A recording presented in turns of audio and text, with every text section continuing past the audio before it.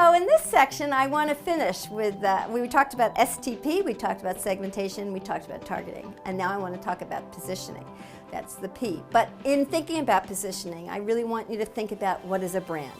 Because one of the most important aspects of a brand is brand positioning. It's also the positioning in the STP framework, but it's really the essence of the brand positioning. So let's start with what is a brand, and then we'll get into this notion of positioning.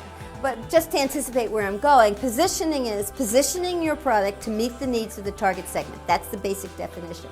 But one of the ways I'm going to focus on as a way to do that is to brand that positioning. And so I really want to get to this notion of what is a brand. Formally, a brand is just a trademark. If you have a brand, you want to legally protect your brand and trademark it. And that's, if you talk to lawyers about a brand, they'll talk about it as a trademark. But we as marketers know that a brand is way more than just the trademark. People have, in the past, talked about brand as a relationship or a contract, a promise of the company of certain specific benefits to the customer. So some kind of brand relationship or branded relationship. And so it's much more than just the trademark. It's a promise, it's consistency, it's benefits, it's what you come to expect from a brand. And that's been the traditional definition of what a brand is.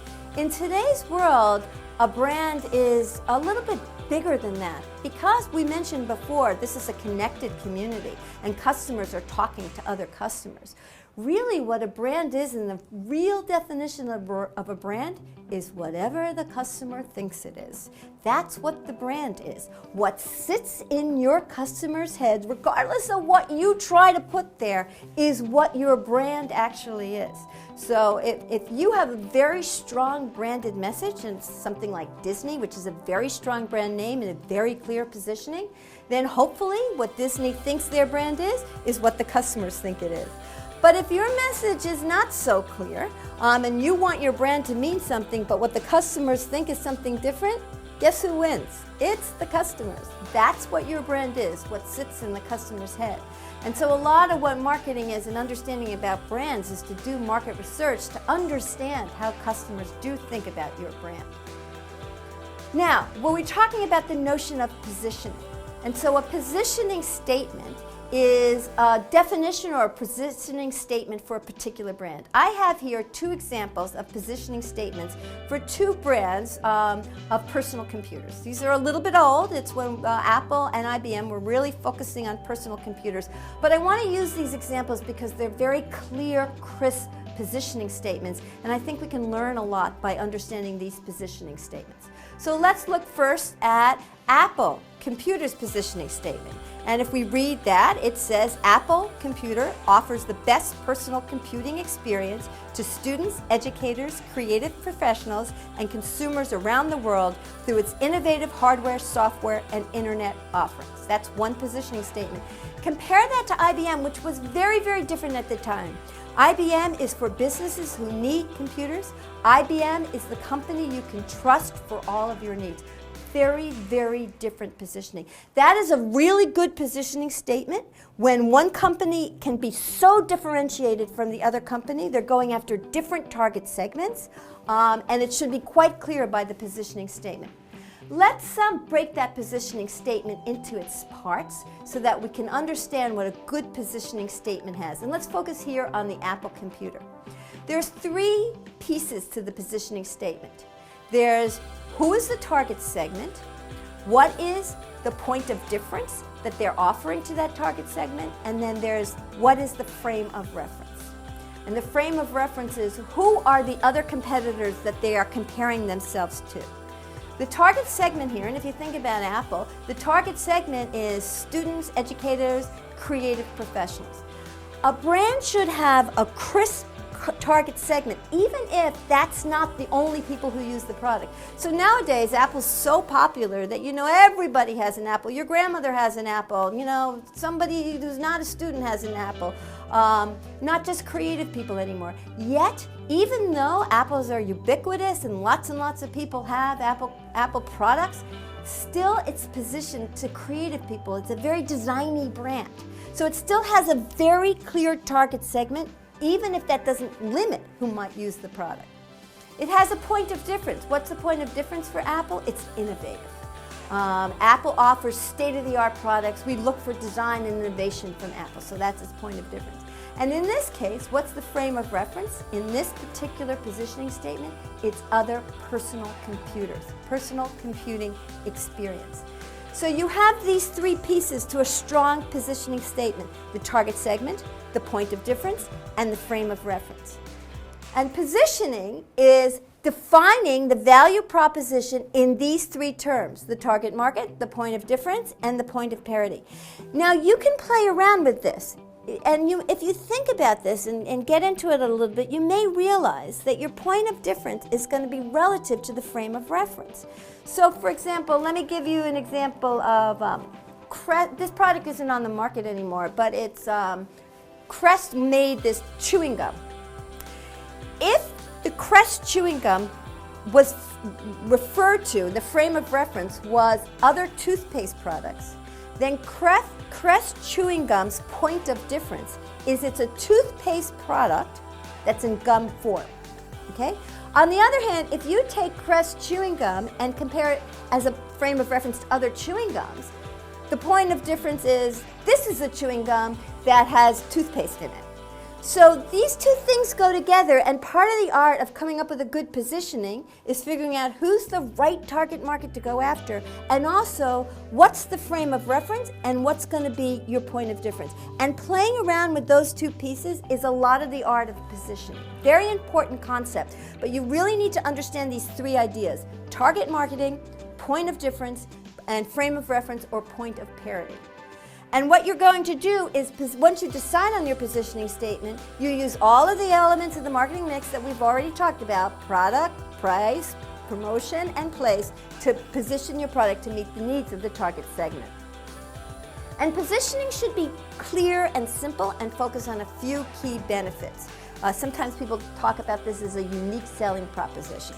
The position must be defensible, so you want to take a positioning that you own and that other people can't copy very easily. And the really important thing is you cannot be everything to everyone. If you do that, you have no position. You must make choices. You must focus. You must choose a target segment. You must choose a point of difference. You must choose a frame of reference to have a clear positioning. Because if you try to be everything, you're going to end up being lukewarm tea, and that is not a good brand positioning. Positioning, once you have the good brand positioning, that should determine what products you develop. And positioning is a strategic idea. So you really want to think about this in terms of what's your target segment, what do customers want, what's your competition, what is your position relative to the competition. All of that is a big picture strategic vision.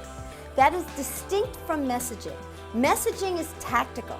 Once you have your brand positioning, you can decide things like what color should the brand be, or what should the symbol be, or what should the logo be. And we're going to talk about those in the third section of my part here. But that's very much tactical and messaging. Positioning at the level I'm talking about it right here, this is very much a strategic idea. And a very important piece of this is this point of parity or frame of reference. These are, so I want to spend a little bit more time thinking about this just so that you understand. It's part of the positioning statement, but it's associations that are not unique to the brand. They are these frame of reference, they are associations that are shared with other brands. And you want to think about these points of parity as things that are necessary for the category. So something a brand must have to be considered in this frame of reference. So for example, if your frame of reference is a grocery store, then people think in order to be a grocery store, it has to have produce or it has to have fresh product. That's what a grocery store is. And if it doesn't have that, it's not a grocery store.